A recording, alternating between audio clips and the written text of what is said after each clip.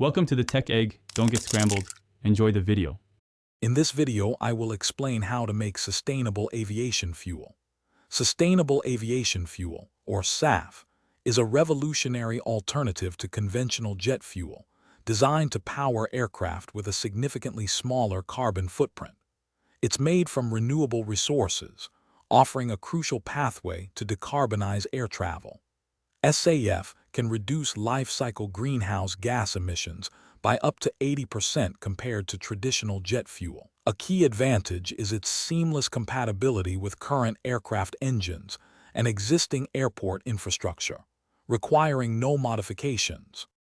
The journey to making sustainable aviation fuel begins with selecting diverse feedstocks.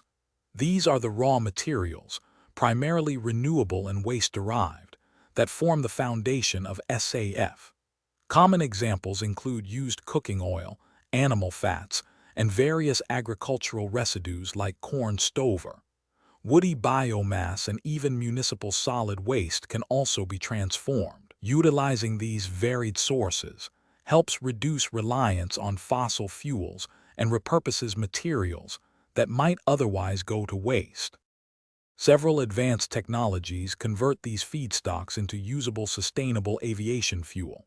The most commercially mature pathway is hydroprocessed esters and fatty acids, or HEFA. This process uses hydrogen to refine fats, oils, and greases into a fuel chemically similar to conventional jet fuel. Another method is Fischer-Tropsch synthesis, which converts synthesis gas derived from biomass into liquid hydrocarbons. Alcohol-to-jet technology also transforms alcohols, such as ethanol, into aviation fuel. The benefits of sustainable aviation fuel are substantial. It can reduce life-cycle greenhouse gas emissions by up to 94%, depending on the feedstock and technology. SAF also contributes to cleaner air by emitting fewer particulate matters and sulfur oxides.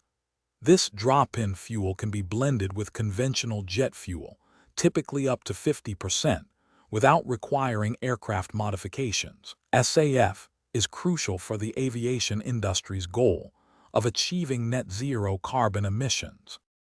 Thanks for watching. Consider subscribing if I helped unscramble your problems.